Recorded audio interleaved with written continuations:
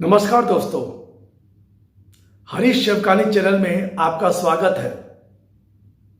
आज का विषय है धनतेरस का महत्व। आज इस वीडियो में हम जानेंगे कि धनतेरस क्यों मनाया जाता है, धनतेरस मनाने के पीछे की कथा क्या है और धनतेरस पर बर्तन खरीदना, सोना चांदी खरीदना शुभ क्यों माना जाता है। तो आइए वीडियो की शुरुआत करते हैं।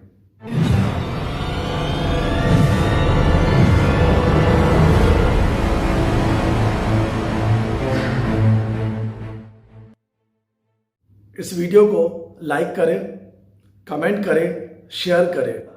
अगर आप इस चैनल पर, मेरे इस हरीश शिवकानी चैनल पर नए हैं तो सब्सक्राइब भी कर दीजिए और पास में जो बेल आइकॉन है उसे भी दबा दीजिए।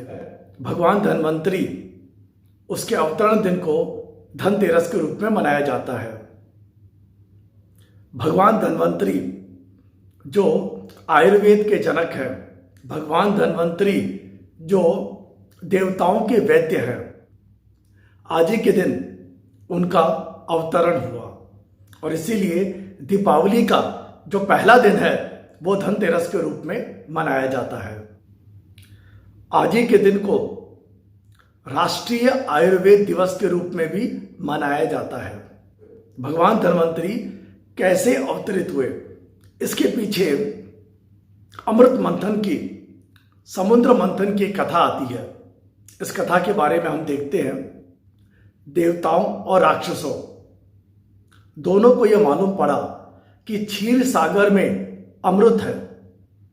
अब दोनों में इस बात पर झगड़ा हो गया कि अमृत कौन निकालेगा। बाद में उन दोनों को ऐसा लगा कि किसी एक के बस की बात नहीं है अमृत निकालना, क्योंकि इसके लिए बहुत सारा प्रयत्न करना पड़ेगा।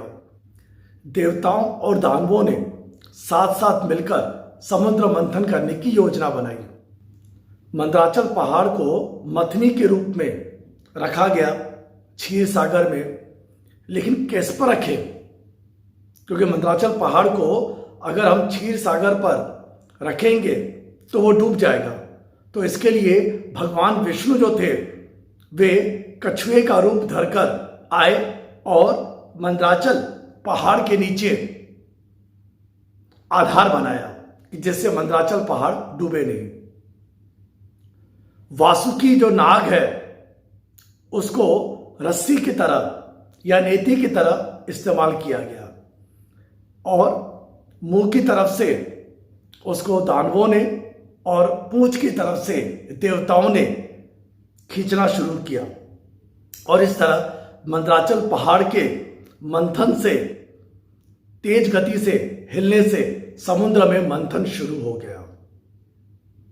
इस मंथन के शुरू होते ही पहले जो सबसे पहले निकला वो था हलाहल विष, और वो विष इतना प्रचंड था कि पूरी पृथ्वी, पूरा स्वर्गलोक, पूरा देवलोक, पूरा पाताल लोक, पूरा ब्रह्मांड इस विष से तबाह हो सकता था। तब इस विष को कौन ग्रहण करे?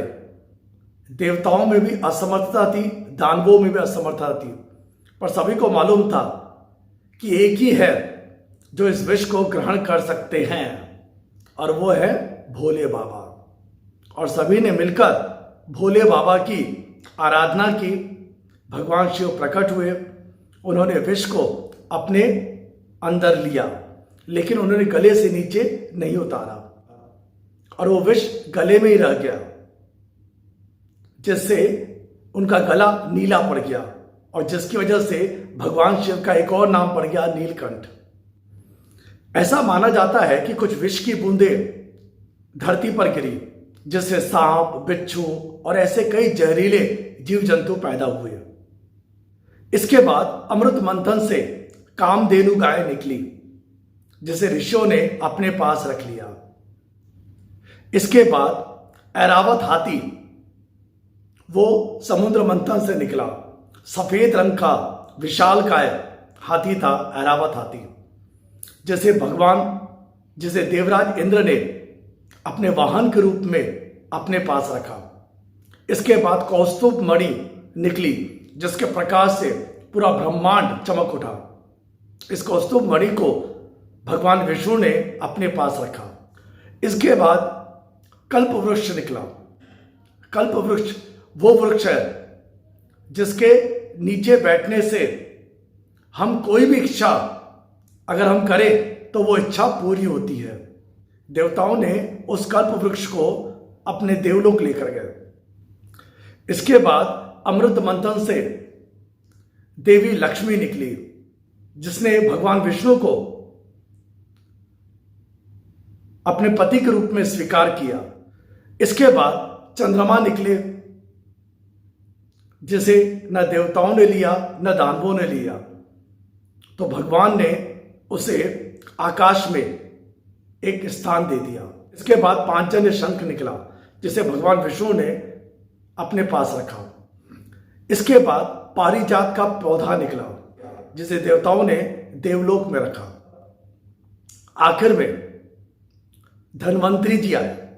धन्वंतरी जी प्रकट हुए। उनकी 4 भुजा थी, उनमें से एक हाथ में वो कलश लेकर बाहर आए और उसी कलश में अमृत था। इस तरह भगवान धन्वंतरी जो थे उनका अवतरण हुआ अमृत कलश लेकर। तो आज का जो दिन है वो समुद्र मंथन में भगवान धन्वंतरी के अवतरण का दिन है, प्रकट होने का दिन है। भगवान धन्वंतरी जो थे वे देवताओं के वैद्य माने जाते हैं। भगवान धन्वंतरी ने आयुर्वेद का निर्माण किया, आयुर्वेद को प्रकट किया। ऐसा कहा जाता है, पहला सुख निरोगी काया, दूजा सुख भरपूर माया। यानी कि धन जो है वो तभी सुरक्षित रहेगा, धन तभी बढ़ेगा और धन तभी सही अर्थों में इस्तेमाल होगा जब हमारी सेहत अच्छी हो, जब हमारा स्वास्थ्य अच्छा हो, जब हमारी हेल्थ अच्छी हो। तो इसीलिए सबसे पहले हमारी हेल्थ अच्छी होनी चाहिए। तो इसीलिए दीपावली का जो पहला दिन है वो धन्वंतरी के रूप में मनाया जाता है। तो भगवान धन्वंतरी का ये जो आज का दिन है, धनतेरस का दिन, इस दिन को मनाने से, इस दिन को पूजन करने से हमारे सभी प्रकार के रोग, चाहे वो मानसिक हो, चाहे वो शारीरिक हो, चाहे वो बौद्धिक तल पर हो, सभी नष्ट हो जाते हैं और हमारे शरीर शुद्ध हो जाता है। धनतेरस का दिन हमें यह भी बताता है कि स्वास्थ्य जो है, हेल्थ, वो हमेशा सबसे पहली प्रायोरिटी होनी चाहिए। धनतेरस पर सोना, चांदी, गहने, नए नए वाहन, बर्तन खरीदने की परंपरा रही है। क्यों? क्योंकि ऐसा माना जाता है कि जब भगवान धन्वंतरी प्रकट हुए थे तब उनके हाथ में कलश था, कलश जिसके अंदर अमृत भरा था।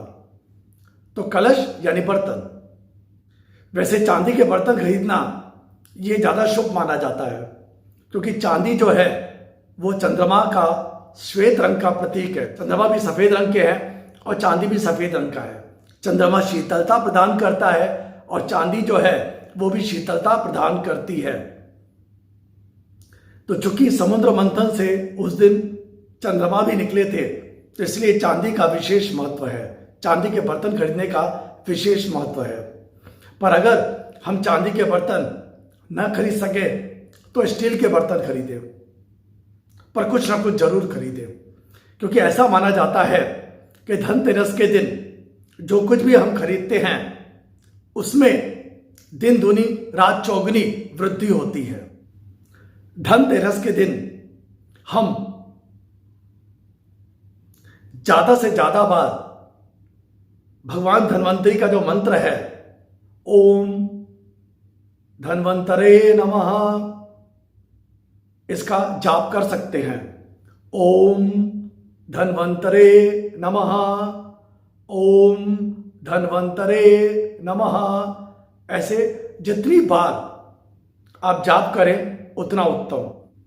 आपके शरीर के सभी रोगों को नष्ट करके आपके जीवन को उत्तम करने के लिए, आपके जीवन को बढ़ाने के लिए और साथ ही साथ आप पर धन की बरसात करने के लिए सबसे उत्तम मंत्र माना जाता है, जिसका आज के दिन विशेष महत्व है। आप सबको धनतेरस की बहुत बहुत शुभकामनाएं। आपका जीवन धन धान्य से, सुख समृद्धि से, वैभव और ऐश्वर्य से भरा हुआ हो और आप पर भगवान धन्वंतरी का, माता लक्ष्मी का, धन के देवता कुबेर का और मृत्यु के देवता यमराज का हमेशा आशीर्वाद बना रहे। धन्यवाद।